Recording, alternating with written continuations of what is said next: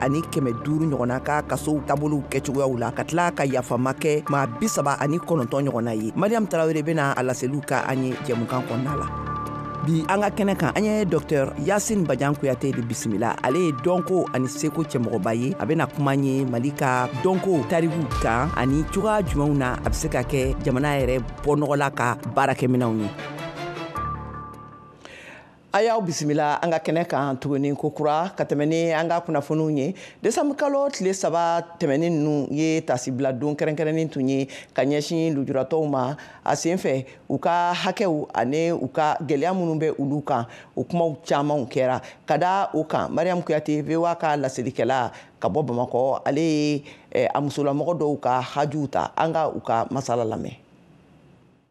Aminata Traoré ale ye maa ye min ka lujura b'a sen na nga lujura in ma a bali ka borola baara kɛ sabula ale bolo dɔ kɛ o ka fisa ni geribuya ye. Ami ale ka baara bɛnnen don essence feere de ma. Ne bɛ n ka essence feere ɲɛ kuma bɛ mana fɔli kama dɛ. Ne den ka école sara san mun mɛ ne de b'a sara. Mɔgɔ si t'a sara, fa t'a sara ne, ba t'a sara ne, balima t'a sara ne. Ne de b'a sara, ne b'o kɔrɔ dɔn ne ka taa sungurubaya kɛ walima ka taa don da jugu dɔw fɛ ka n ka n den nabalo ni o man di ne ka n den ka école sara n'o ye o man di ne ye. Don n'a nata la a bɛ fɔ ne ma k'i ba kun tɛ dɔ wɛrɛ la ko ka nin de kɛ ko k'i ka école sara. Tiɲɛna o man di ne ye. Aminata Traoré n'a ɲɔgɔnna caman de bɛ borola baara kɛ ni ka o musakaw sɔrɔ. I n'a fɔ Awa Sisoko ale fana ye charbon feerela ye. Nga u y'a yira k'a fɔ ko baara dusu b'u kɔnɔ hali n'a sɔrɔ u ye lujuratɔ ye. Nga a ka d'u ye borola projɛw ka ɲini ka d'u ma yaasa u bɛ nafa sɔrɔ min na ni ka u ka sini ɲɛsigi ka o sabati. Mɔgɔ kalanenw ka ca na mɔgɔ kalanbali fɛnɛ ka ca mais an bɛ yɔrɔ min na minnu kalannen don olu bɛ ka baaraw sɔrɔ dɔɔni dɔɔni dɔɔni mais anw kalanbaliw a ka d'anw ye anw fɛnɛ ka projet mangamaniw sɔrɔ pour que an b'an boloma yɛlɛma yɛlɛma dɔɔni dɔɔni. Muso kɛnɛbagatɔw bɛ yɔrɔ min ne b'a fɔ ko ne yɛrɛ bɛ fara olu kan ka taa ka segin parce que Ala barika la n bɛ n ka fɛn bɛɛ kɛ n yɛrɛ ye. Furuso kɔnɔna na diminti donna tobilikɛw la diminti donna finiw la baara fɛn fɛn an b'a kɛ. Bon ne bɛ jagomisɛnninw kɛ n bɛ frigo kɔnɔfɛnw fɛnɛ feere. I bɛ nafa dɔɔni sɔrɔ. Awɔ n bɛ dɔɔni sɔrɔ a la parce que mɔgɔ ka wuli ka dɔgɔ a ka fisa ni mɔgɔ deli an tɛ saraka deli fɛ saraka deli nafa t'a la minnu yɛrɛ b'i sɔn bolokolo bɛ ja.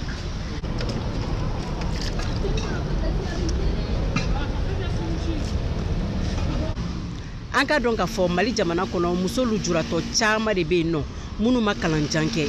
o kama u bɛ borola baara misɛnnin caman kɛ yaasa k'u musakaw sɔrɔ sabula caman y'a yirana k'a fɔ ko lujura tɛ bana ye o kama welewelelikan o b'o ɲɛsin lujuratɔw ma kɛrɛnkɛrɛnnenya la a musolakaw sabula olu de ye du sinsinberew ye. N y'o de fɔ sisan ko lujura ti maa tiɲɛ dusukolontanya de bɛ mɔgɔ tiɲɛ. Mɔgɔninfin kana ba i yɛrɛ la ko barisa ko Ala ye fiɲɛ bila n na ko n tɛ se ka fɛn kɛ n yɛrɛ ye. Kana taa sigi sirada la sarakadeli nafa t'a la. Ala deli ka se ka dɛrɛmɛ 1 kɛ 2 ye Ala ka barika don o la k'o d'i ma n'o kɛra i b'i yɛrɛ ta k'i denw ta sini nalema sinikɛnɛ nalema i b'i fufafuw bɛɛ lajɛlen t'a la. Mariam Kuyate ka bɔ Bamako VOA Bambara tɔgɔ la. Sɔrɔdasi 10 ɲɔgɔnna fagara dansagokɛlaw ka dankariliw la kokura Niger jamana kan ka taa u ni Burkina Faso dancɛw ni ɲɔgɔn cɛla la tile damadɔ dɔrɔn dankarili faso jama mɔgɔw ka convoi dɔ kan mɔgɔ 21 fagara min senfɛ Modibo Dambeli. Niger sardasiw ye laseli kɛ ko kɛlɛbolo min dalen don Petel Kole ko jatigɛ wale mɔgɔw taara firi olu kan taratadon tilegan fɛ u k'a kunnafoni di sɛbɛnfura min bɔra arabadon wulafɛla fɛ u y'a yira k'a fɔ k'a dɔgɔlenba ye jatigɛ wale mɔgɔ 28 u sera ka minnu olu faga ko mun ye Niger sardasiw ye ko mɔgɔ 10 o bitora kɛlɛ la mɔgɔ 7 o jogira sardasiw ka kuma la arabadon fanga sinamatɔnw ani mɔgɔ minnu bɛ kunnafoni di bɔlɔlɔ kan Sahel kɔnɔna la lakana koɲaw kan y'a yira k'a fɔ ko dankarili juguman dɔ fɛnɛ kɛra Chatuman ni ale bɛ Tera mara kɔnɔna la u y'a yira ko mɔgɔ min tora a la olu mɔgɔ ninnu ka kuma la k'a bɛ sardasiw 91 bɔ ani ko fasojama mɔgɔ 40 hakɛ ko o de fagara ni kunnafoni AFP ko a ma se k'a sɛgɛsɛgɛ k'a dɔn ni tiɲɛ don walima galon don o kɔfɛ Niger fanga ɲɛmɔgɔw y'a yira k'a fɔ ko ni kunnafoni min fɔlen filɛ k'a fɔ ko dankarili dɔ kɛra ko galonfin ko kuma minnu don ko kisɛ kelen t'a la ko tiɲɛ tɛ. Sisan an bɛ taa farafina kɔrɔyan fanfɛ bolo fɛ a yirala k'a fɔ ko farafina keliya tɔnba n'o ye Union africaine ye ale ye Éthiopie ani Somali jamana galabuw don u ka bɛnkanw sɔrɔli la u ni ɲɔgɔn cɛla la bɛnbaliya min tun bɛ u ni ɲɔgɔn cɛ ka kɛɲɛ ni kɔgɔjida masɔrɔliw ye kunu araba la waleya min u ka fɔla a nafa ka bon kosɛbɛ. Mohamed Touré. Somali jamanatigi Hassan Sheikh Mohamud ni Ethiopie jamana fanga ɲɛmɔgɔ Abiy Ahmed n'olu ka jɛɲɔgɔnya tun bɛ gɛlɛya la kabini janvier kalo. Addis Abeba ye bɛnkan sɛbɛn dɔ bolonɔ bila kɔgɔjida la ni Somaliland ye n'o ye Somali jamana danfaralen mara ye. Olu ye bɛnkan sɔrɔ Turki jamana ka dɛmɛ kɔnɔ. Jamanakuntigi y'a jira arabadon ko ale dalen b'a la ko bɛnkan nin bɛna kɛ sababu ye ka Ethiopie ka se ka don kɔgɔjida la ka kɛɲɛ ni bɛnkan sɛbɛnnen ye min bɔra Turki fɛ. U bɛna a kan ko ka hakilinaw ni sɔsɔliw kɔɲɔw bila ani ka taama ɲɛ ni cɛsiri ye jɛkafɔ kɔnɔ walasa ka ɲɛta sɔrɔ ɲɔgɔn fɛ. U bɛna fɛrɛ ko baro daminɛ ka tɛmɛ février kalo laban kan min bɛna ban kalo 4 kɔnɔ. Ni danfara o danfara bɛ yen o bɛ ɲɛnabɔ baro fɛ ka kɛɲɛ ni sɛbɛn nin ye. Farafina keleyatɔn jamakulu n'o ye Union africaine commission ɲɛmɔgɔba Musa Faki Mahamad a ka kunnafoni dɔ kɔnɔ a ye dusu don kosɛbɛ Somali ni Ethiopie kɔnɔ u ka fɛɛrɛw tigɛ ka sɔrɔ u ma mɛn minnu bɛ tali kɛ o ko la. Musa Faki Mahamad fana ye kunkan baarada wale nafaman dɔ bisimila ɲɛma fila ninnu fɛ.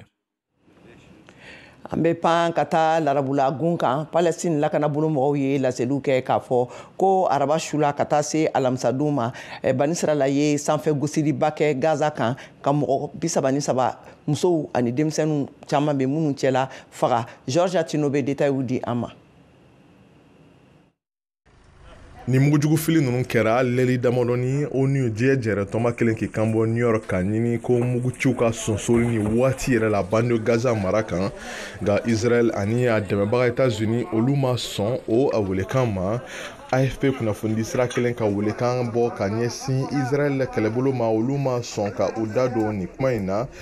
Taratadon su ka dugujɛ araba la mugujugufiliw senfɛ mɔgɔ 22 ɲɔgɔn olu de bɔnɔra u ni la olu cɛma musow ani denmisɛnninw wa o mugujugufiliw kɔni kɛra Israel kɛlɛbolo de fɛ ka ɲɛsin bande Gaza mara ma. O kunnafoniw la sera défense civile fɛ ni o ye Palestine marabagaw olu ka bolofara ye mun ka baara ɲɛsinnen bɛ adamadenw olu kɔlɔsili ma ni ka se ka dɛmɛ ladon u ma. Ni y'a dɔgɔkun damadɔni ye k'a fɔ ko Israel kɛlɛbolo olu kelen don ka kɛlɛfɛrɛ dɔw bila bande Gaza Sahel yanfan fɛ cogo min na u ka fɔ la ka se ka dankari kɛlɛkɛkulu Hamas cɛdenw na.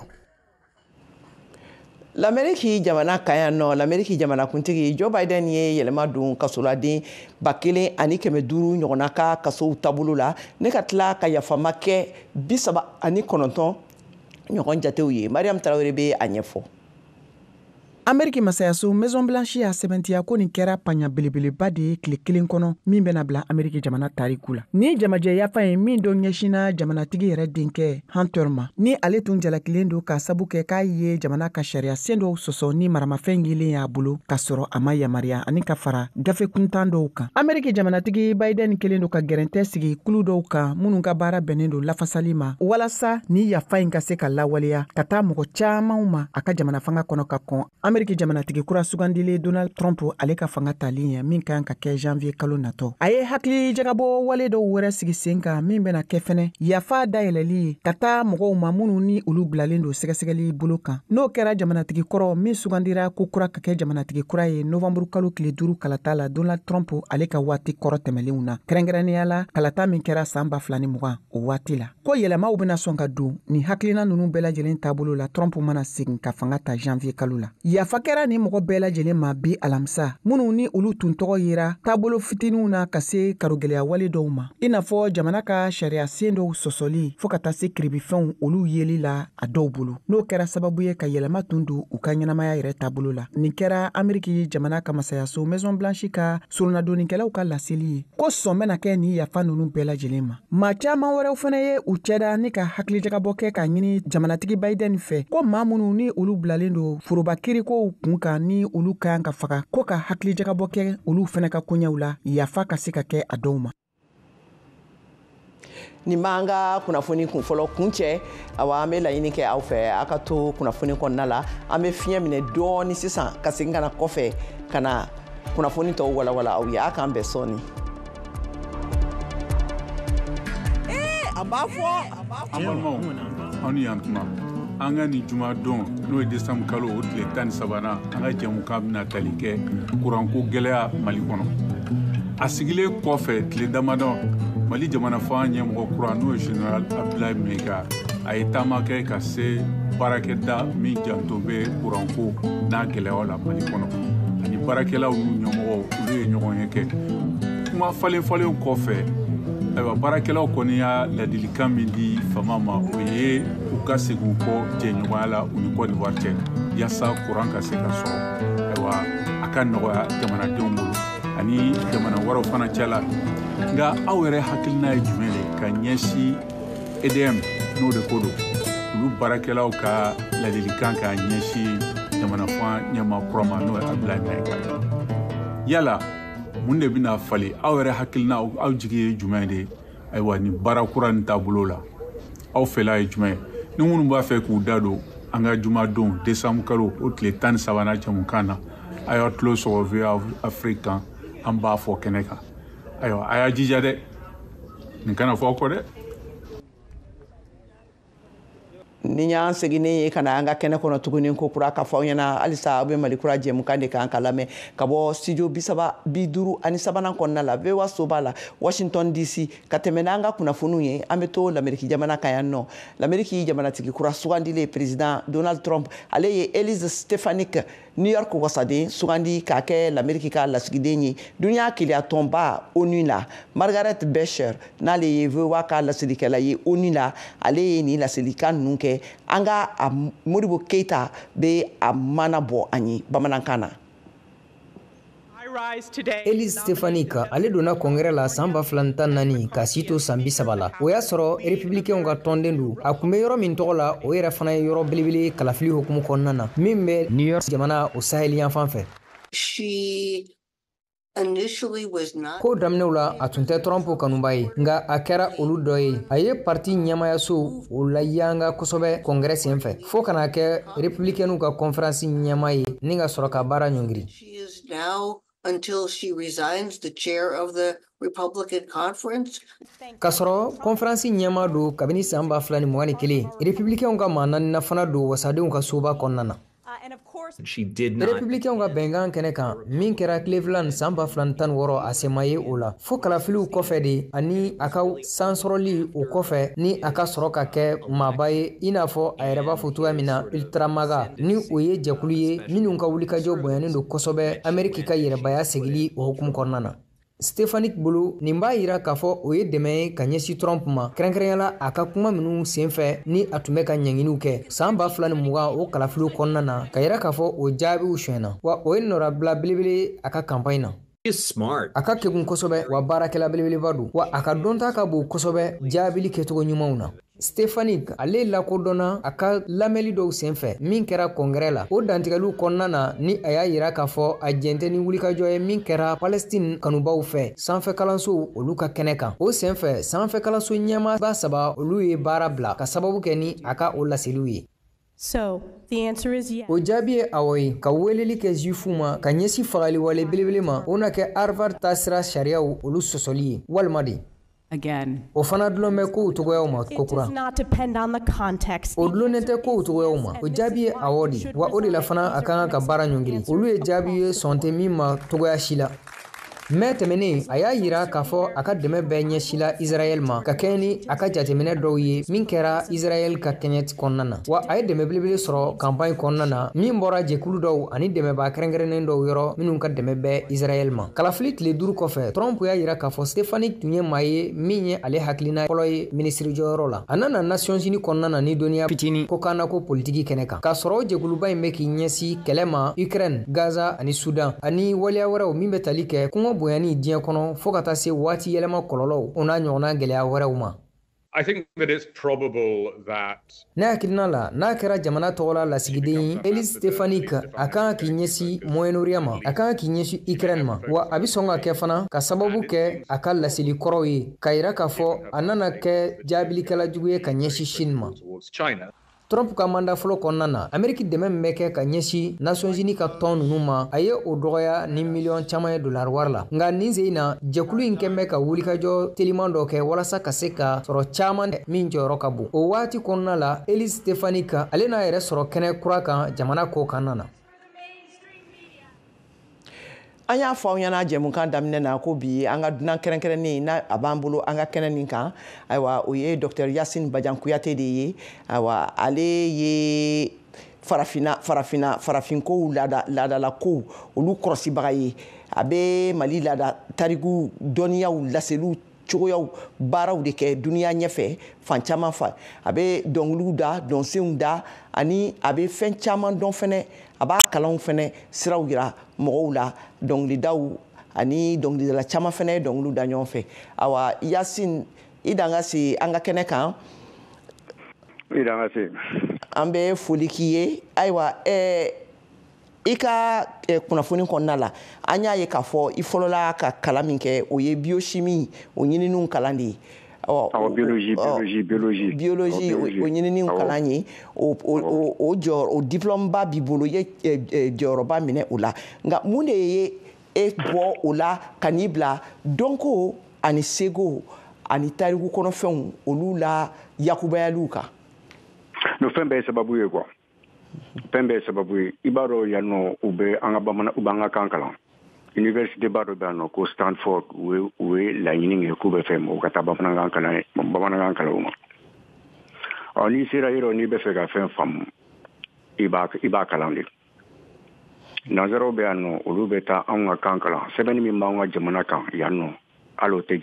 t'an ka jamana kɔnɔ. Bon kabako don quoi. Parce que n'i ye bamanankan lajɛ ani kan caman tɛ kelen ye ale bɛ bamanankan b'a yɛrɛ wolo ale bɛ kan wɛrɛ nkanw ta k'a tiɲɛ bange bamanankan yɛrɛ kɔnɔ. Bon nin bɛɛ ye kelen ye parce que ɲinini ye ɲinini de ye quoi. Ɲinini ye ɲinini de ye e m'a ye ko Mali filɛ nin n ye kuma dɔ mɛn kɔsa in na u b'a la ko Mali tɔgɔ bɔra min. Mali tɔgɔ bɔra min Mali tɔgɔ ye arabukan de ye. Mansa Musa kelen ka sanu ta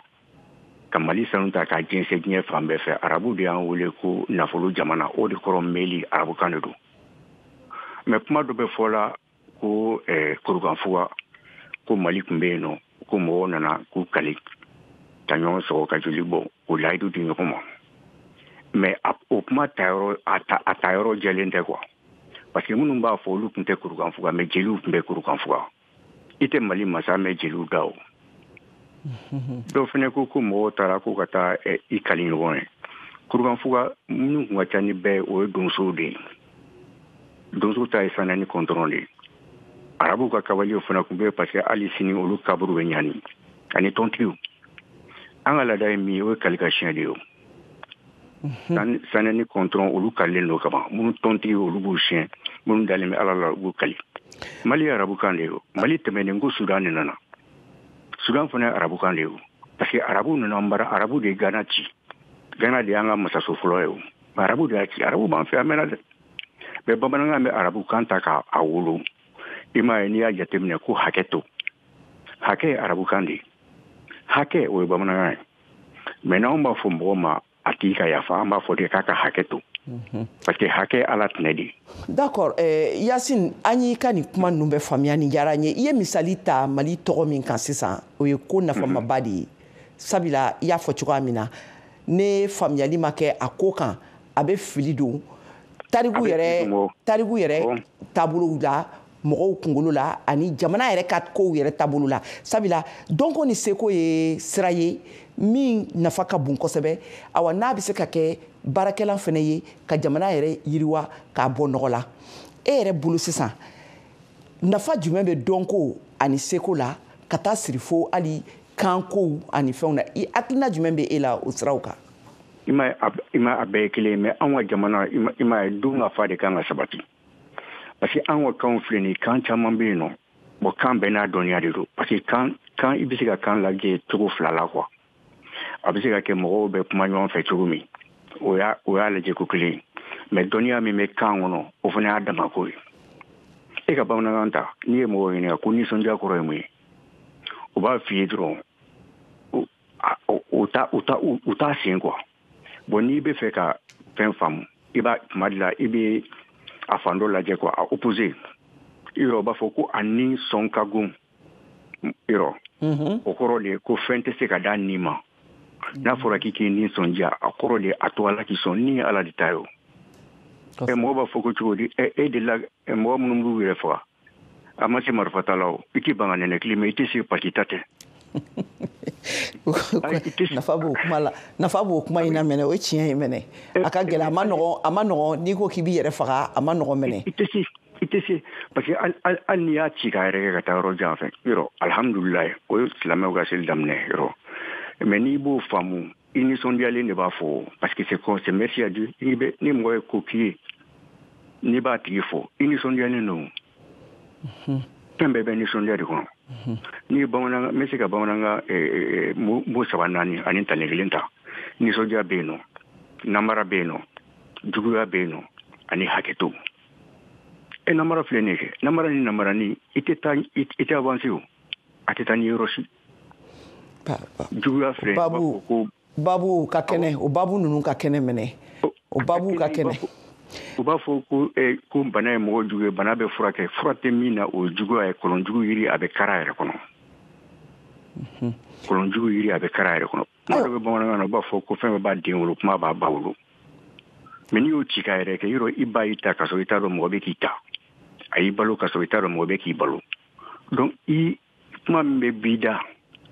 kuma min bɛ b'i da o de b'i ka diɲɛ labɛn kuma min bɛ b'i da o de b'i ka diɲɛ labɛn livre dɔ bɛ yen nɔ an ka ɲɛɲinikɛlaba dɔ y'a sɛbɛn Yusuf Tata Sise les fondements de la société initiative du commun mais kabako don dɛ kabako jumɛn b'a kɔnɔ e bɛ se ka mun fɔ an ye dakuruɲa 2 la teliya la e ka sɛbɛnni kɔrɔ b'a kɔnɔ yɔrɔ sɛbɛnni mɔgɔ b'a fɔ ko sɛbɛnni an t'a fɔ ko ɲuman se bɛɛ ni de don l'âme de tous les pouvoirs se bɛɛ ni an ka sɛbɛnni bɛ yen o masaba bɛ yen nɔ o ni ko tɛ kelen o kɔrɔlen don ni ko ye ka tɛmɛ masaba bɛ yen kɔmɔ ciw bɛ yen kɔmɔ ci 400 260 ko caman b'an fɛ yen nɔ dɛ abi ayiwa sisan n bɛ fɛ ka ɲininkali min k'i la o ye k'a fɔ i bɔra mɔgɔba dɔ la mali yɛrɛ tɔgɔ a dilanu a n'a sababuyaw sabula olu de ye yɛrɛma hɔrɔnya kɛlɛ kɛ tubabuw fɛ ka sɔrɔ ka sigi n'o ye Dr Seydou Badian Kuyate ye o den ye ayiwa an nan'a ye fana aw yɛrɛ ka tariku kɔnɔ aw ka so a delila ka bɔ k'a yira k'a fɔ ko Kuyate min b'aw tɔgɔ kan sigi de nana n'a ye n'a y'a ta bon ka tɛmɛ n'o yɔrɔ ye sisan ne y'a ye e nana e kalan kɛ ka se fo docteuria ma n'a bɛ f'o ma ko kunbuya bamanankan na nkokan na bon maintenant sisan e kɔni nana sisan ka na choisi ka tɛmɛ ne ni sira ninnu ye ka yɛrɛwoloya yɛrɛ yira ni fɔlisenw kalaliw ye ka tila ka mɔgɔw a kumaw fɔ mɔgɔw ye ka tɛmɛ o de y'i bila sira nin kan wa walima i tun bɛ fɛ ka mun de yira Aïssa i b'a sɔrɔ mɔgɔw taama sira dalen don quoi parce que an ka du kɔnɔ an ka duba kɔnɔ Bagadaji Mali troupe nationale wolola yen nɔ de o ne fakɔrɔba tun ye Madu Badian de ye ale ye Mali troupe nationale directeur fɔlɔ ye ne kɔrɔkɛw caman bɛ yen Musa Burama Bwanci ni Zani ninnu olu bɛɛ tun bɛ fɔli kɛ bon parce que an bɛ fɔli kɛ depuis an bɛ lycée la yɔrɔ bon n'i tilala a kɛra cogo o cogo parce que n'i e bɛ Amérique yan nɔ i bɛ na ni waati dɔ bɛ yen nɔ ni février kalo sera u bɛ farafinw ɲini parce que u bɛ fɛ k'u bɔ yɔrɔ dɔn olu ka foli se u bɛ fɛ k'a bɔ yɔrɔ dɔn mais a tilancɛ bɛɛ a bɛɛ bɔra Mali de la o e tɔgɔw bɛ falen o i ma ko kelen fana bɛ yen nɔ u b'a fɔ ko Sunjata tɔgɔ k'a fɔra ko Sunjata ka tiɲɛ ta o kuma ka ca dɛ n'i sigi ka cɛ ci i b'a sɔrɔ a fɔra Sunjata ye de k'a ka Keita kurukanfuga Keita o kɔrɔ maninkakan de don bamananw b'a fɔ cɛ maninka b'a fɔ kɛ donc a fɔra a ka Keita o de laban kɛra Keita ye. Ayiwa Yasin an bɛ foli k'i ye sabula an ka waati y'an tan tɛgɛ ma waati wɛrɛ an bɛna don ka ni baro ninnu ka Yasin wele kɛnɛ kan yan nɔ a kana ni baro ninnu sɛnsɛn an ye kosɛbɛ sabula a ye kuma caman fɔ nafa bɛ kuma minnu na kuma minnu kɔrɔ ka dun ɲininkali to min bɛ yen a fɛn caman na an ka foli b'i ye. Polibaw fɛnɛ Ala ka tile yɛrɛ d'an ma. K'a fɔ an lamɛnbagaw ye nin tun ye Dr Yasin Badian Kuyate ka kumakanw ye sisan ayiwa an bɛ taa an ka farikolo ɲɛnajɛ kɛnɛ kan k'o kunnafoniw lamɛn Siyaka Tarawele fɛ. Sirantɔrɔnta ko kun kan dɔgɔkun laban min bɛ nalen ale ma kɔnɔnen don kosɛbɛ Mali sirantɔrɔnta kanubaw fan fɛ ka da kan Mali cɛbɔ fila n'o ye Joliba Athletic Club ye ale ni Stade Malien de Bamako olu bɛ farafinagun clubw ka ɲɔgɔndanw kɛnɛ kan n'o ye Ligue Africaine des Clubs Champions Joliba bɛ yen ka fara Coupe de la Confédération Coupe CAF kan Stade Malien de Bamako bɛ yen olu phase de groupe tile saba ɲɔgɔndanw bolodalen don ka bila dɔgɔkun laban in na min bɛ nalen Joliba Athletic Club ale min bɛ Ligue phase de groupe la ale bɛ na Angola Sagrada Esperança bisimila Bamako yan kari nata décembre kalo tile 15 san 2024 na a ɲɔgɔnda bɛ tan Stade du 26 mars la ni nɛgɛ 16 dana gosira a bɛ daminɛ Joliba Athletic Club ale ni Angola Sagrada Esperança ka ɲɔgɔndan ye min bɛna tan kari nata décembre kalo tile 15 Stade du 26 mars la a nafan ka bon kosɛbɛ Joliba Athletic Club ma n'i b'a dɔn ko phase de groupe ninnu hokumu kɔnɔ tile fila ɲɔgɔndanw tɛmɛnen kɔ